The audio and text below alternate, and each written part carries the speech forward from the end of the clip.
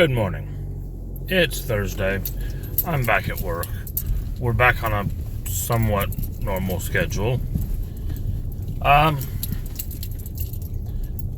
done a lot of thinking about what I wanted to talk about today.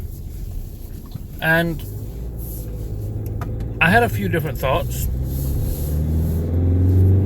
What I've decided to settle on is combat. Not how to run combat or anything like that, but how often should you put a combat in front of your players? How regular or how predictable or how common does combat need to be?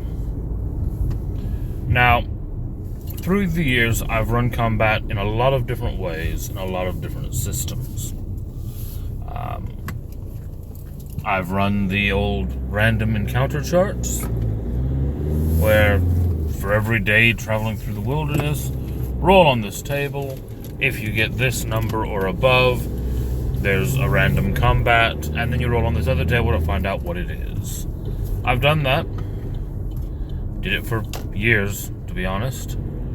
I've just thrown in combats where story appropriate. I've done mixes of the two. I've done all sorts of different things.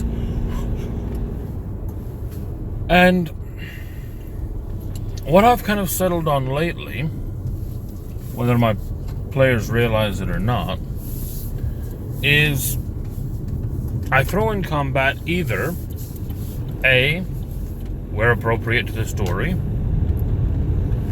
or B, whenever they do something stupid. Now,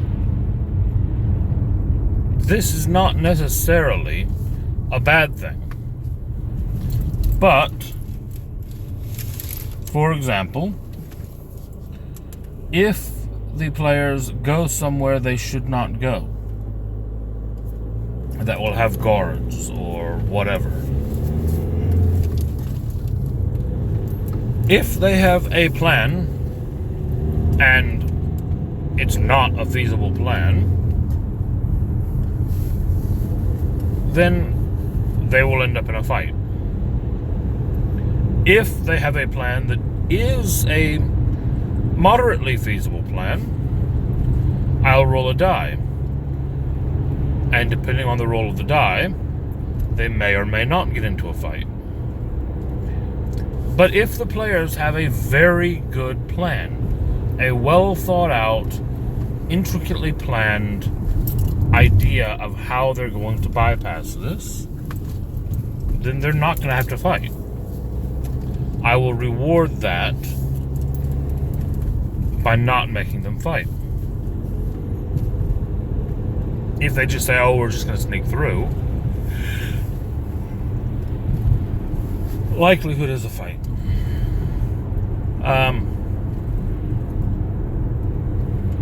In the forest, I mean, if they're traveling from one city to the next to advance the story, I might occasionally throw a random encounter at them, but not always. If I feel like it's going to break the storytelling element, then I'll usually skip the encounter.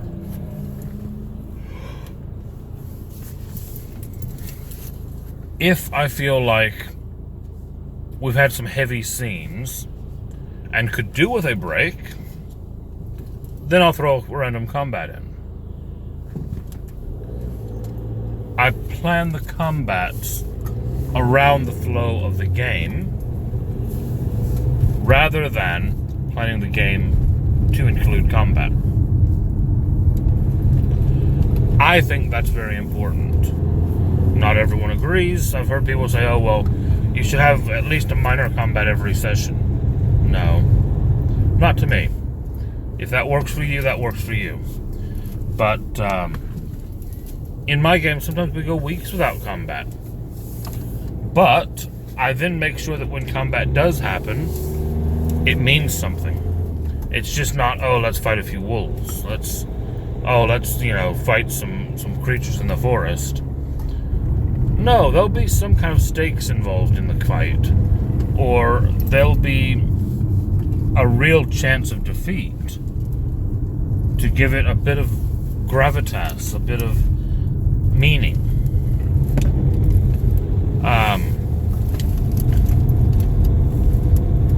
Yeah. From there, what do I normally do, though? I mean, I don't focus on combat, but then, on the other side of it, every once in a while, I will throw a proper,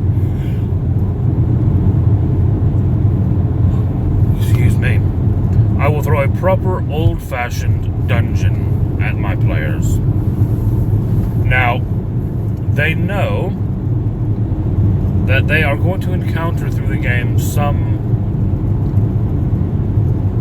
places that they go into, but then separately they are going to encounter some dungeons.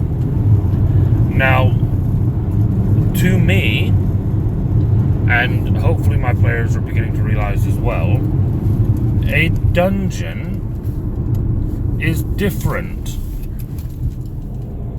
In a dungeon, traps and encounters are, for one, much more common, and for two, much more deadly. When you actually enter a dungeon, expect a challenge.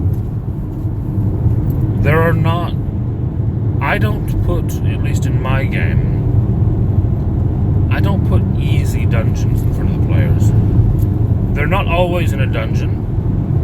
They're not even mostly in a dungeon. The majority of my games are story-driven elements in a extended campaign with an eventual end goal.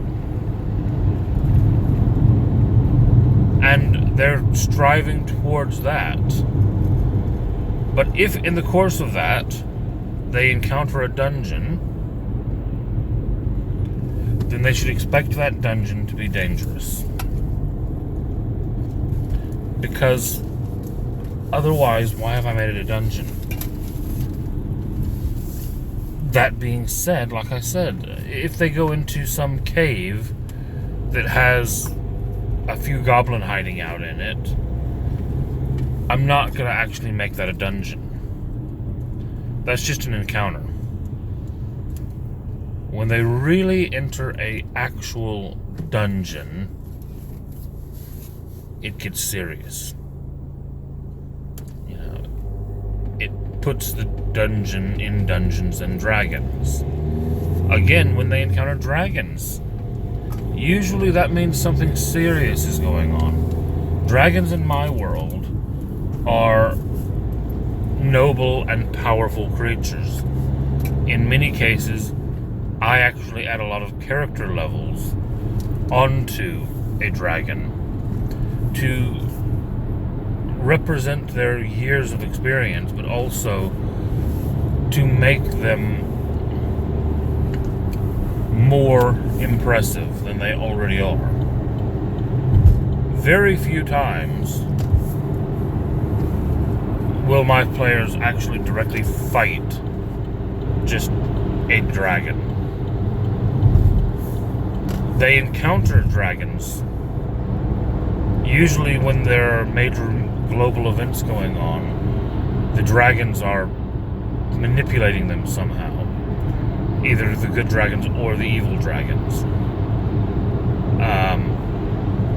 But to actually have my players fight a dragon is very rare, and there would have to be a very good reason for it. And I'm talking about either the metallics or the chromatics. I don't just throw them out there, even in high-level games. Yeah, so I think we'll call it there today. Not too long. Just a little bit of insight on how I run combat, at least. by all means, your mileage may vary, and do what works for you. I encourage comments below. Let me know what you do, why you do it, why you disagree with me. Before you put your comments down, though, like, subscribe, all that stuff really helps me out, and I really do appreciate it. From there, I'll be back tomorrow. Have a great day.